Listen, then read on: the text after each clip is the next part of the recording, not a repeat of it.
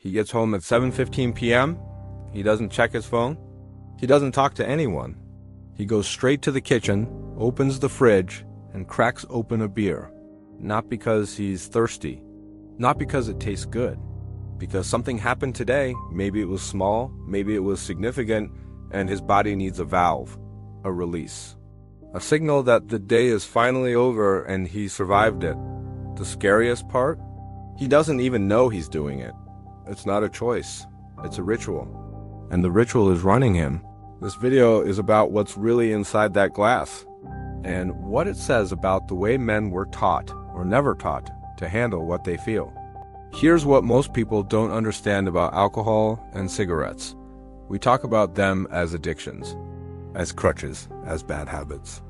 And yes, they are all of those things, but that framing misses the most important piece. They are emotional regulation tools. That phrase sounds clinical, so let me make it personal. Emotional regulation is just your ability to feel something and not be destroyed by it, to hold tension without exploding, to sit with discomfort without running.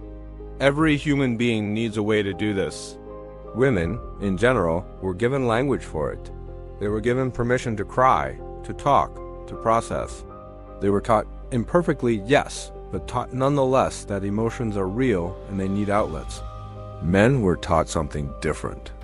Men were taught to perform, to compete, to solve, to not flinch. A boy who cried was soft. A boy who said, "I don't know what I'm feeling," was weak. A man who admits he's overwhelmed still, today in 2025, risks something, his status, his image, sometimes even his relationships, so the emotion doesn't go away. It has nowhere to go. It sits in the chest like a stone, and eventually he finds something that moves the stone, even just for an hour. And that something is almost always a substance. This isn't a weakness. This is a survival response to a world that never gave him the right tools. The problem isn't that he drinks. The problem is what drinking is standing in for. Let's get more specific, because this isn't one pattern, it's several. And you might recognize yourself in more than one. The first pattern is what I call the decompression ritual. This is the beer after work, the cigarette in the parking lot before going inside, the drink before the difficult conversation. The man performing this ritual isn't an alcoholic by clinical definition. He's highly functional, he shows up, he provides, he performs well.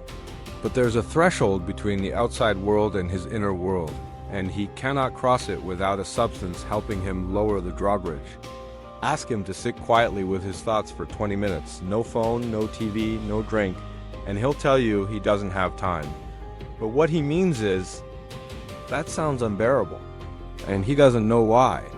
The second pattern is the social lubricant trap. Men who are deeply socially anxious but have learned to perform confidence often use alcohol as a kind of social permission slip. Sober, they're calculating, guarded, monitoring. Drunk or lightly buzzed, they feel like themselves. Easy, present, funny, warm. This creates a dangerous identity split, because now they start to believe the person I am when I drink is the real me, which means the sober version of them becomes the stranger. And they'll slowly organize their social life around situations where they can drink, because being seen without it feels like being seen naked. He's not drinking to escape who he is. He's drinking to access who he thinks he could be. That's the trap. The third pattern is the anger valve. There are men who are not sad, they are not anxious. They are quietly, persistently furious about their job, about feeling undervalued, about a relationship that isn't what they thought it would be, about watching other men succeed while they grind in place. This anger has nowhere to go. Men who express anger loudly are labeled unstable. Men who express it calmly are accused of being cold. So they hold it, and then they drink, not to get happy, not to get social, to soften the pressure that would otherwise require them to confront something they're not ready to face. Alcohol doesn't solve anger, it suspends it. And suspended anger, over years, becomes depression. The clinical term is anger turned inward. The result is a man who looks fine on the outside and is slowly disintegrating on the inside. The fourth pattern, and this is the one nobody wants to admit, is the identity anchor. For some men, drinking or smoking is not a symptom of a problem. It is their identity. It's how they signal belonging to other men. The round of drinks. The smoke break that becomes a genuine conversation. It's how they say, "I'm one of you. I don't take myself too seriously. I can relax." To quit is not just to stop a behavior. It's to exit a tribe. To become, in some men's minds, one of those uptight wellness guys they've always quietly judged.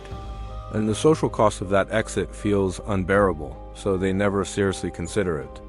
Now, here's what all four patterns have in common. They are all intelligent, they are all understandable, and they are all slowly destroying the man who practices them. Not dramatically, but incrementally. Like a low-grade fever that you stop noticing until you're too sick to stand. The sleep degrades, the cortisol rises, the emotional bandwidth narrows, the relationships hollow out. The ambition that drove him starts to feel performative. He becomes someone who does the motions without the meaning. And he doesn't even notice the transition because he's been numbing the very signal that would have warned him. Now, here's where I'm going to say something that runs against almost every conversation about this topic. The problem is not the alcohol. The problem is not the cigarettes. The problem is not even the emotional avoidance. The problem is the absence of a replacement. Every motivational take on this tells men to just stop, to have more discipline, to make a decision. As if the issue is willpower. It isn't. Willpower is a river rected, not a river stocked. You cannot eliminate a coping mechanism without installing another one, and the replacement has to offer something real. Think about what alcohol actually does biochemically at low doses. It suppresses the prefrontal cortex, the part of the brain running your self-surveillance. The part constantly asking, am I enough? Did I do that right? What do they think of me? Alcohol quiets that voice. Not forever, but for long enough. So when someone tells you to just stop drinking and face your feelings, what they're actually saying is, sit in the full noise of your self-critical inner world with no buffer. Be present with your anxiety, your regret, your uncertainty, your grief, with nothing between you and it. For a man who has never been taught to do that, who has never had a safe container for it, who has been performing capability his whole life, that instruction is not just hard. It is existentially terrifying. Telling a man to just feel his feelings without giving him the architecture to hold them is like telling someone to swim by throwing them into the deep end. The failure isn't moral. It's structural. So the counterintuitive truth is this. The most effective path out is not about stopping. It's about building. Building the internal capacity that the substance was compensating for. And this is a very different conversation. Not about weakness, not about willpower, but about architecture. The architecture of a man's inner world.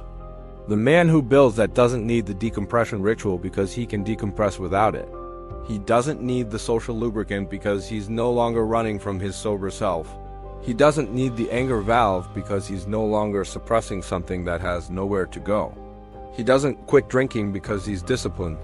He quits because it no longer does anything he needs.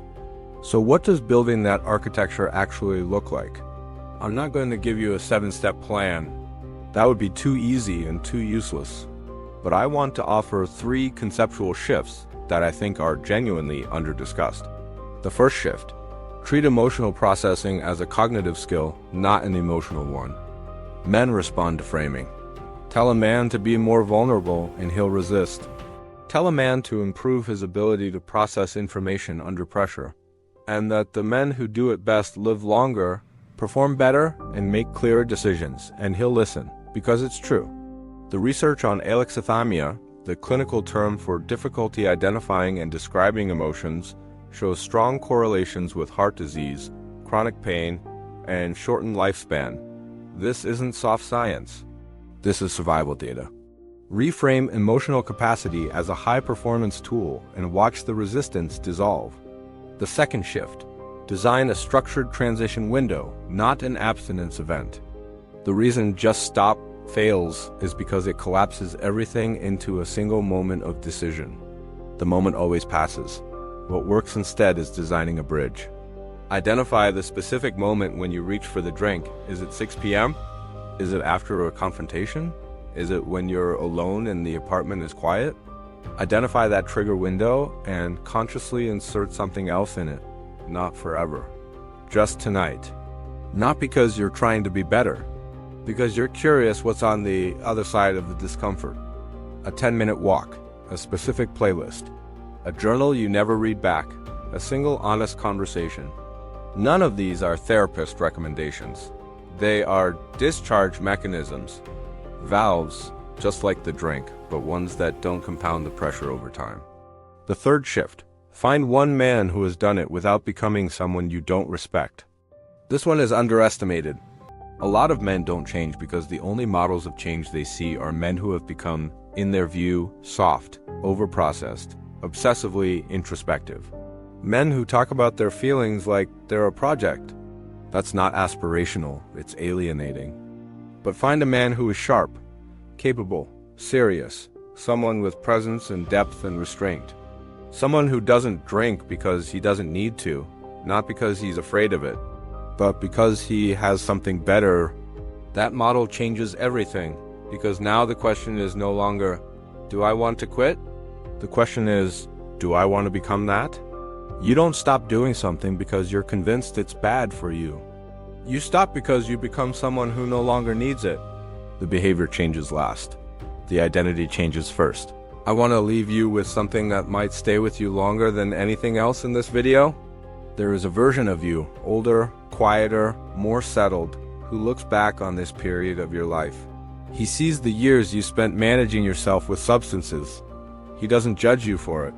He understands exactly why you did it, but he also knows what it cost you. Not in health, necessarily. Not even in relationships, sometimes that too. It cost you clarity. He knows that inside the noise you were trying to quiet, there were signals, important ones. The job that was wrong for you, the relationship dynamic that needed confronting, the ambition that was dying because you were too numb to protect it, the grief you never processed that slowly reframed how you see the world. All of that information was sitting in the discomfort you spent years avoiding, and the tragedy isn't that you drank.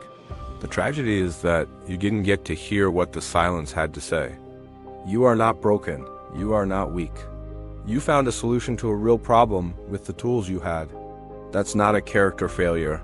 That's human. But the tools you used were borrowed. They were rented. And rented tools always come with a cost that doesn't show up on the first invoice. The question isn't whether you should stop. The question is, what are you trying not to feel? And slowly, without rushing, what would happen if you let yourself feel it?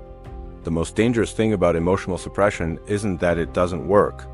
It's that it works just well enough to keep you from needing anything better. That's the thought I'll leave you with.